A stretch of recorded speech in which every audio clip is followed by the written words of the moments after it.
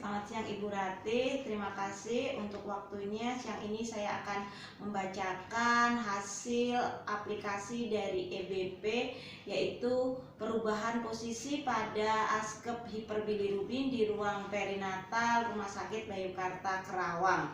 Sebelumnya saya juga mengucapkan terima kasih kepada Ibu Erlena yang telah membantu dan membimbing saya dalam penyelesaian KIA ini. Latar belakang, ikterus akan ditemukan dalam minggu pertama kehidupan. Dikemukakan bahwa kejadian ikterus terdapat pada 50% bayi cukup bulan dan 75% bayi kurang bulan. Insiden hiperbilirubin di Amerika 65%, di Malaysia 75%, Indonesia 51,47%. Hasil penelitian tersebut memperkuat konsep bahwa terdapat penurunan bilirubin setelah difototerapi rata-rata kurang dari 5 mg per desiliter. Ini disebabkan kadar bilirubin yang tinggi dapat oleh sinar fototerapi dan keadaan bayi saat difototerapi sehingga dapat menurunkan kadar bilirubin. Peran perawat bayi dalam penurunan hiperbilirubin adalah memberikan minum sesering mungkin 1-2 jam untuk mencegah terjadinya dehidrasi, mengobservasi suhu setiap 8 jam untuk mencegah terjadinya hipertermi, dan mengatur posisi bayi agar seluas-luasnya permukaan tubuh bayi terkena sinar fototerapi.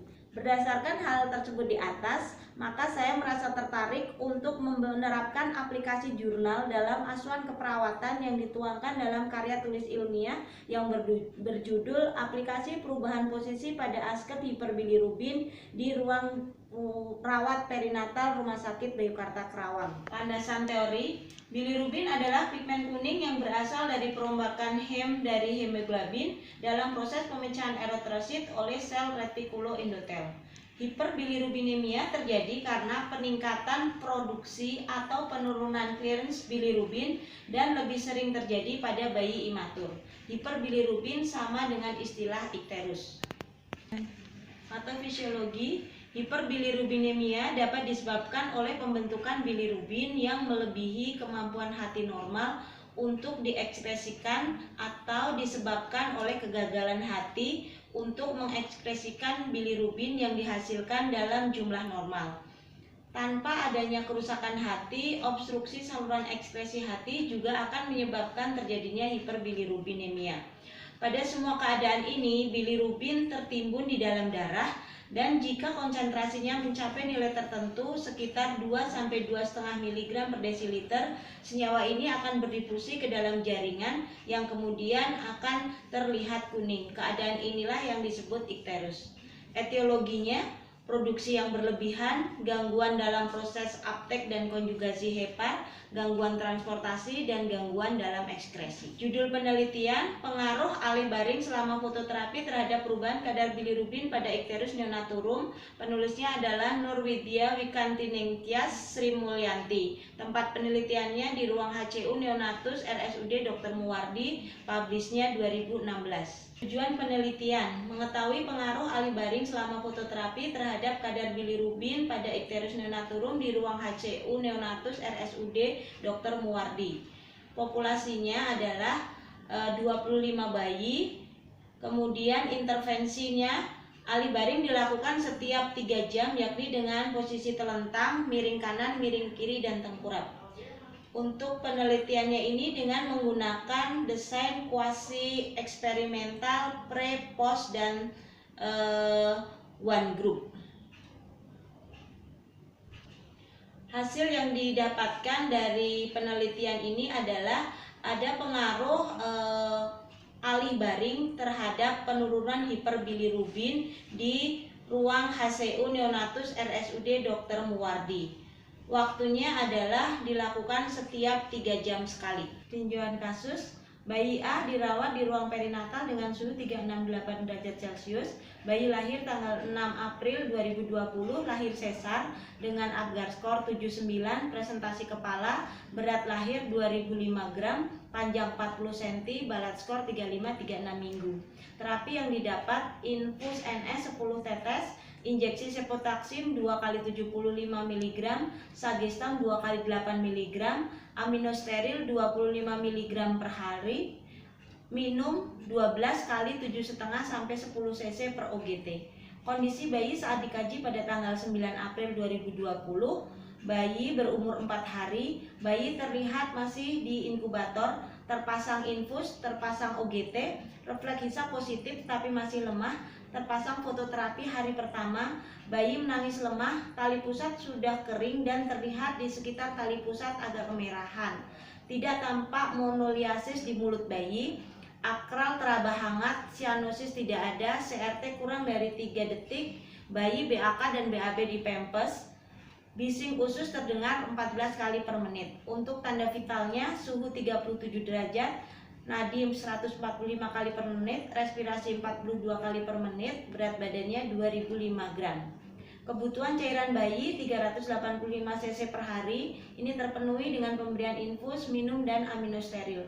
Hasil laboratorium pada tanggal 9, bilirubin totalnya 16,73 mg per desiliter, direct 0,05 dan indirect 16,68. Analisa data didapatkan 3 diagnosa dari analisa data yang didapat. Yang pertama adalah gangguan rasa nyaman berhubungan dengan efek samping dari fototerapi. Yang kedua adalah resiko terjadinya gangguan integritas kulit berhubungan dengan terpasangnya fototerapi dan hiperbilirubin. Yang ketiga, resiko infeksi berhubungan dengan tindakan invasif. Rencana keperawatan yang ditetapkan untuk diagnosa pertama, observasi bayi, kemudian libatkan ibu dalam perawatan bayi, ajarkan cara menyusui, ajarkan PMK, dan libatkan keluarga di dalam perawatan bayi, beri ujian terhadap hal positif yang dilakukan oleh ibu. Untuk diagnosa yang kedua, observasi kulit bayi, lakukan alih baring setiap 2-3 jam sekali, kemudian berikan lotion untuk mencegah kulit kering. Untuk diagnosa yang ketiga, observasi tanda-tanda infeksi, kemudian ajarkan cuci tangan kepada orang tua, lakukan teknik aseptik, cuci tangan sebelum dan sesudah memegang bayi, kolaborasi pemberian antibiotik. Untuk implementasinya, yang terkait dengan penerapan EBP yaitu mendukung diagnosa yang kedua dengan dilakukannya alih baring setiap 2-3 jam oleh perawat.